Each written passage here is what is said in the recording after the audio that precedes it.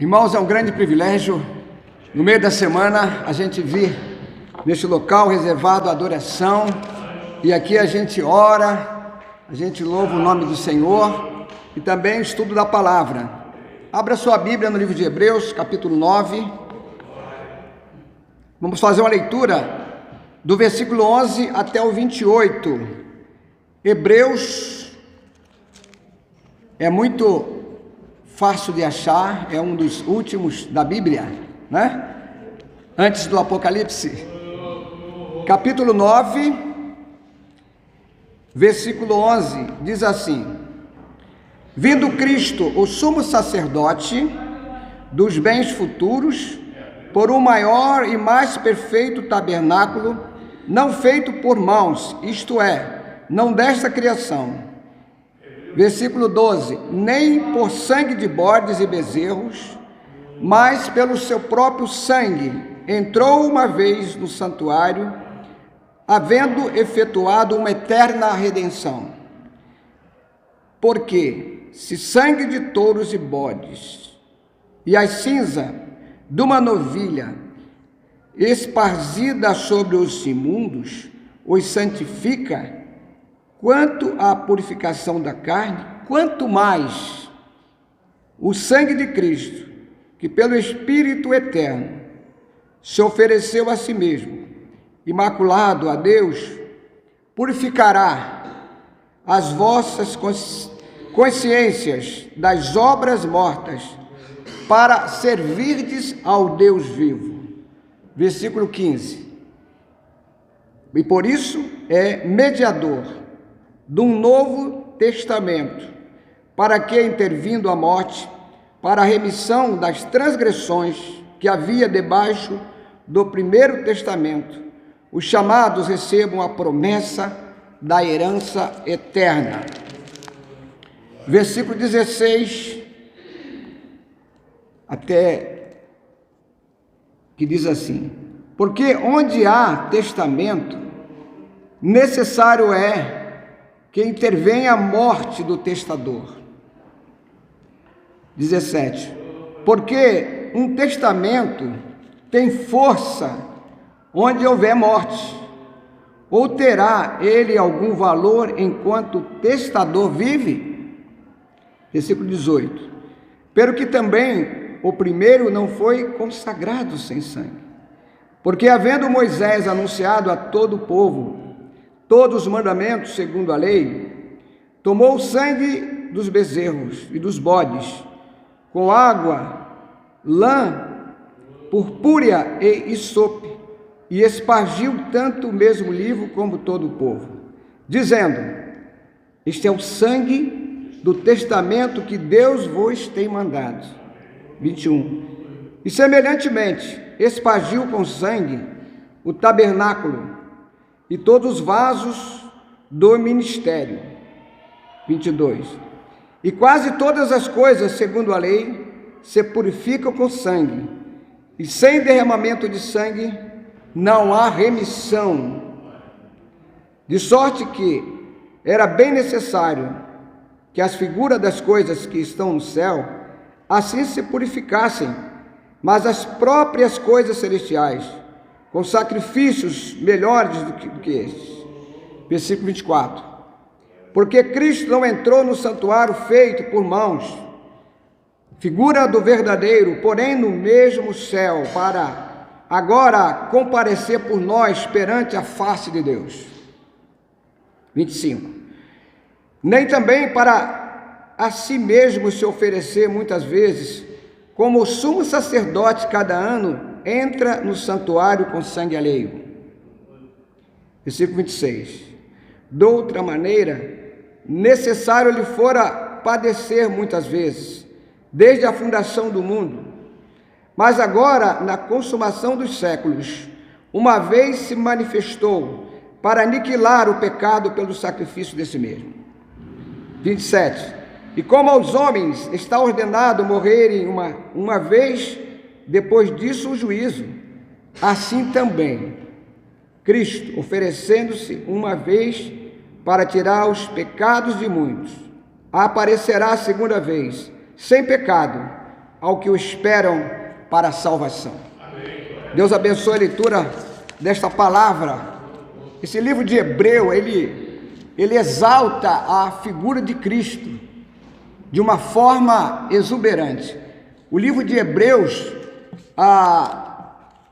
os teólogos não descobriram quem foi que escreveu, mas aqui está a pura revelação do Espírito Santo. Esse livro de Hebreus, ele fala de algo precioso, que é a certeza de que há algo melhor do que aqui, neste mundo. É uma esperança que não deve ficar adormecida nos nossos corações. Se a gente for procurar em toda a Bíblia, nós vamos encontrar a figura de Cristo sendo anunciado desde o Gênesis. E ele veio para nos dar uma fase nova na vida. E Cristo é a única esperança. Esse foi um dos temas da campanha de evangelização da Convenção Batista Brasileira, que varreu o Brasil de ponta a ponta. Cristo, a única esperança. Nós temos ali escrito no muro da igreja essa frase, né? A esperança, eu creio que não é muito difícil você ter uma ideia plena do que isso. Nós temos os dicionários que nos ajudam, né? E eu fui lá no Aurélio para saber o que é esperança. Esperança, ato de esperar o que se deseja. Esperança é expectativa. Esperança é fé, é confiança em conseguir o que você deseja. Fé e esperança são irmãs gêmeas, andam abraçadas. Fé e esperança é algo precioso. Temos até um ditado popular que diz o quê? Esperança? Será que morre a esperança? Para nós, os crentes? Então, esse ditado popular ele é muito forte. É uma expressão brasileira, todo mundo conhece, né? É terrível quando se perde a esperança. Quando alguém pendura as botas, diz, olha, não tem mais jeito. Exatamente. Essa pessoa fica para baixo, vem a depressão. E é triste quando, no Brasil não é muito comum, mas nos Estados Unidos, quando a pessoa está com uma doença incurável, o médico vai na lata e diz, olha, aproveita bem que você não, o máximo que você tenha 6 meses de vida. Aconteceu com um grande empresário, o médico disse para ele disse, então esses 6 meses que eu tenho, eu vou gastar fazendo a obra do Senhor. E ele era muito rico, e ele começou a se envolver com missões. Passado 2 anos, ele se lembrou que os 6 meses tinham ficado para trás. Deus o curou quando ele fez um empreendimento, né? Não deu muito valor ao que o médico disse, porque Deus é que dá o ponto final. Deus é que faz as coisas mudarem quando não há mais esperança. Quando alguém desaparece, e nós temos uma estatística que cada mês centenas de pessoas desaparecem. Isso é tão terrível para a família. Pode passar anos e anos. A família sempre vai ter uma esperança do que aquela pessoa vai voltar. Mesmo que não volte, mas ela continua com a esperança. Aqui nesse texto de Hebreus, nós temos muitas informações preciosas que nos encorajam a colocar nossa esperança em alguém que é verdadeiro, que é Senhor dos senhores, que é todo-poderoso, Cristo Jesus, nosso Senhor. E tem motivo para a gente colocar, sem duvidar, totalmente nossa fé em Cristo Jesus. Porque Ele é o sumo sacerdote. Versículo 24 diz que Ele não entrou no santuário feito por homens.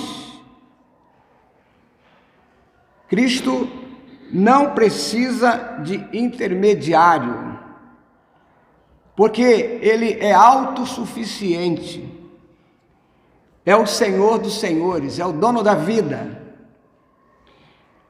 Ele se ofereceu a si mesmo como um cordeiro sem mácula.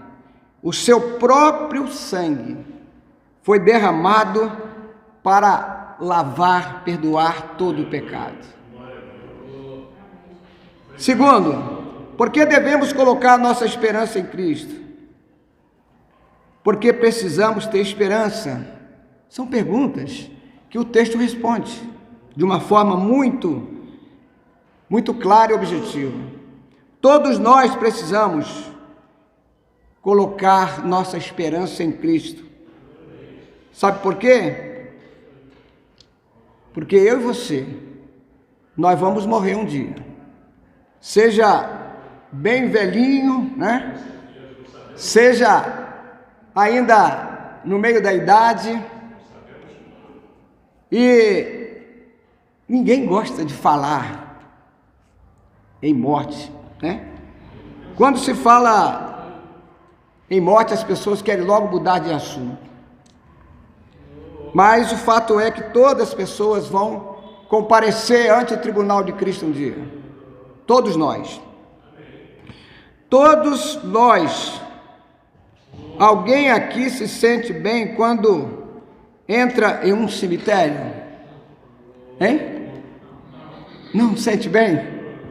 Você tem medo de entrar no cemitério? Você não tem medo, né? Agora, tem gente que entra lá e sai de costas. Superstição, né? Olha, existe uma capela em Portugal, na cidade de Évora. Tem aproximadamente lá um templo que é revestido por ossos humanos, esqueletos, são mais de 5.000. E ali, essa capela, você quando entra, tem uma frase bem à mostra para todos, diz assim, é assustadora, diz assim: nós, ossos que aqui estamos, pelos seus os esperamos. As pessoas saem de lá arrepiadas, né? Oi? Essa capela é na cidade em Portugal, em Évora, por volta de 5.000 esqueletos, ossos, crânios e alguns exemplares completos que ficam pendurados por correntes pelas paredes. Deve ser um negócio assustador, né? Mas é uma forma para chamar a atenção dos orgulhosos, daqueles que quando entra ali você vê, puxa vida, né? E é um aviso, né? Devemos colocar nossa esperança em Cristo. Por quê? Porque não tem outra. É a única. Por isso que Pedro foi sábio, né? Quando as pessoas começaram a se afastar de Jesus, e Jesus falou: vocês também querem ir? Estão livres. Pedro vira-se para Jesus: mestre, para onde iremos nós? Só tu tens as palavras de vida, sabedoria. E é isso. Não existe outra esperança a não ser colocar a fé em Cristo Jesus, porque essa esperança é viva, é eterna. E os homens têm inventado um monte de fórmulas para enganar as pessoas, talvez até para dar um alíviozinho naqueles mais medrosos. Então, existe a doutrina da reencarnação, dizendo que as pessoas voltam para melhorar de vida. Até os católicos, muitos anos atrás, inventaram o negócio do purgatório, né? Mas a Bíblia ela é clara. Você tem que fazer a sua escolha em vida. Depois que você passar,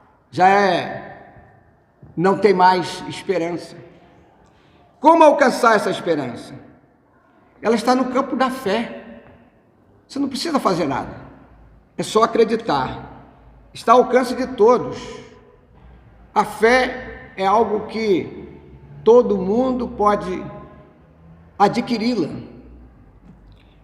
É necessário dar alguns passos. Fiz aqui uma colinha. O primeiro passo é aceitar o sacrifício que Cristo já fez por nós. Crer em Cristo como seu Salvador pessoal.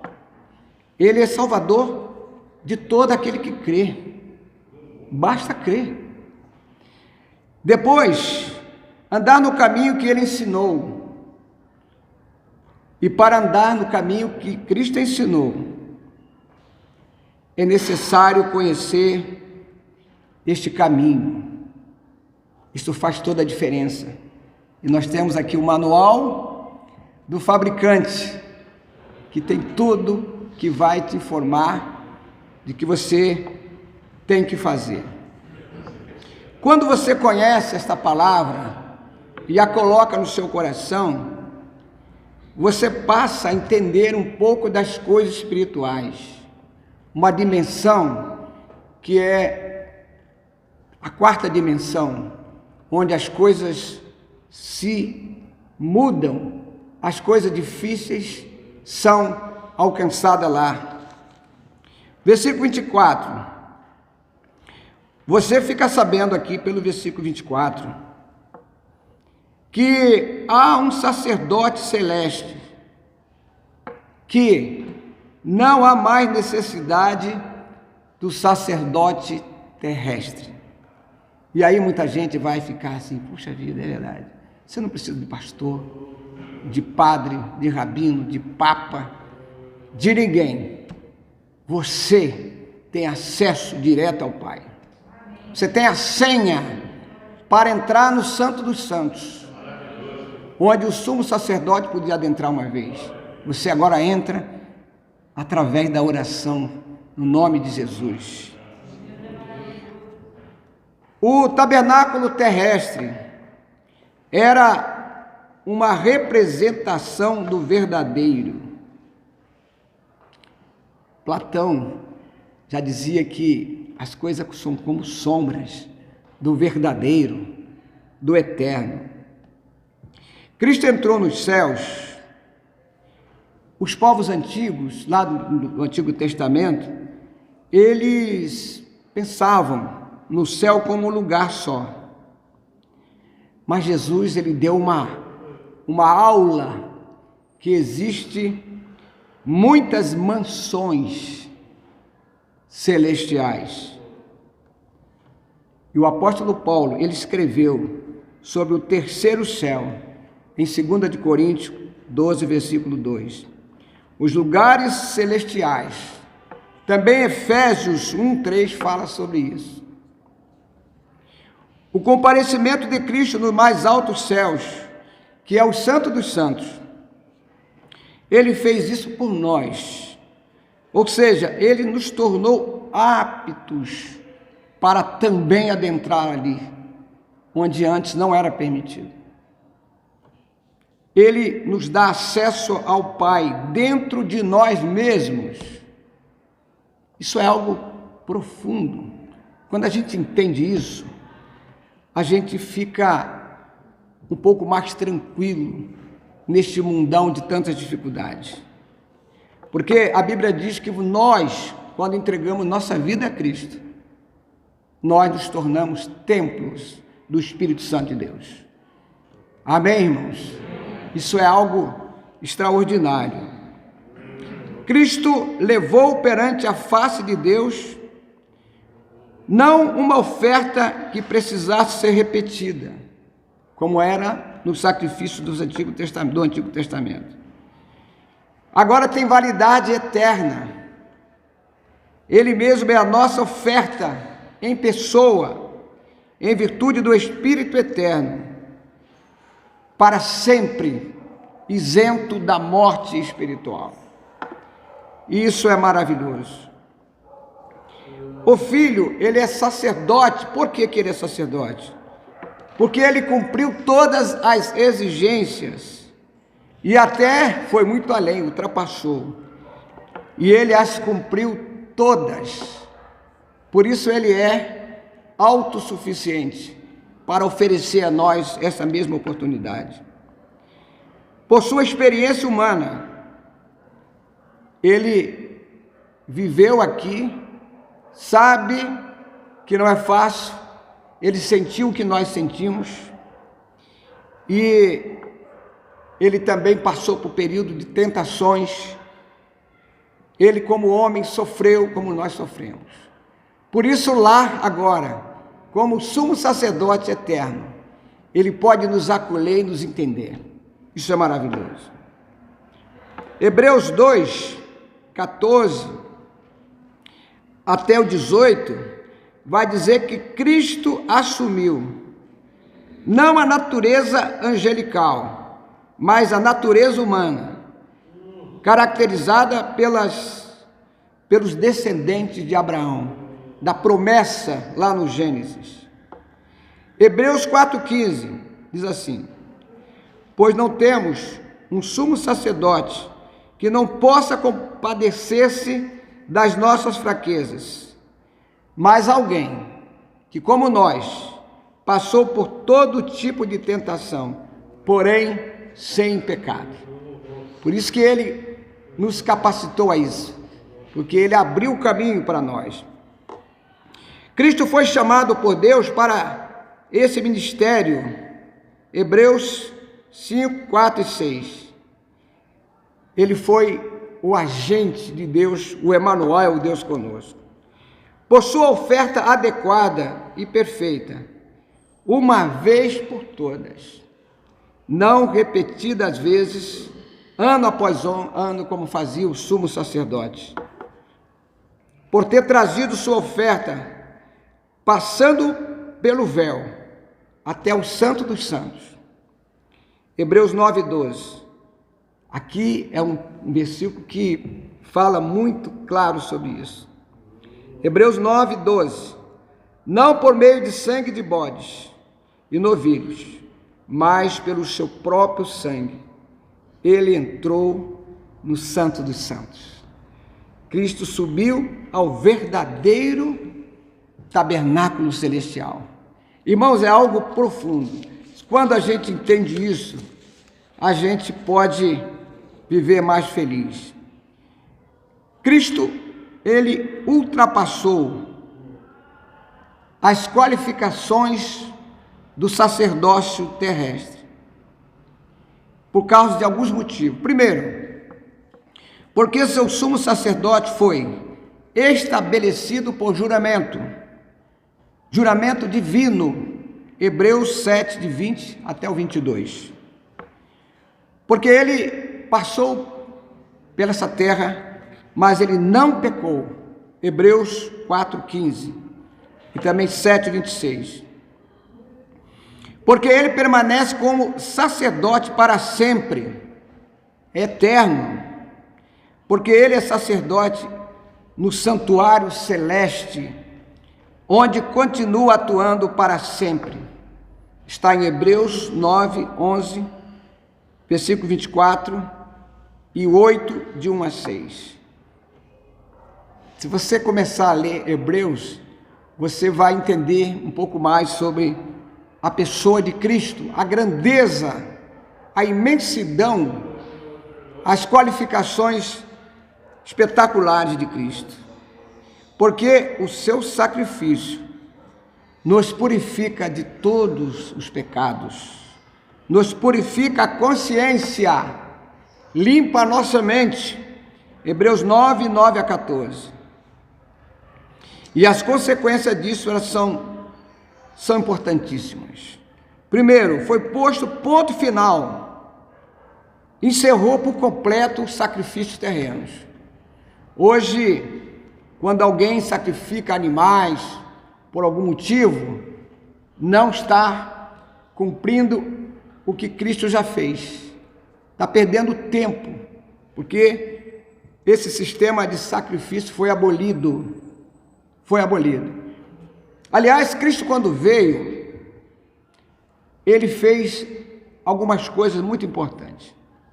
Jeremias 3,16 diz que você não precisa mais da antiga arca, que era o símbolo ali das coisas sagradas. Não mais necessário é, porque Cristo, ele veio e agora você tem acesso a Deus. Foi dada a certeza àqueles que apegam a sua confissão que há acesso desimpedido direto a Deus. Isso é importante. Você pode, sim, falar com o Todo-Poderoso a hora que você quiser. Basta você colocar o nome de Jesus. Concluindo essa palavra, todos nós precisamos ter esperança, todos, mas uma esperança superior, não essa esperança rasteira, terrena, é uma esperança celestial. Os homens, todos os homens, está ordenado morrerem uma vez, vindo depois disso o juízo, porque Cristo também, oferecendo-se uma só vez para levar os pecados de muitos, aparecerá segunda vez para buscar sua igreja. Cristo tem todo o poder nos céus e na terra para aniquilar o pecado, seja que tipo de pecado for.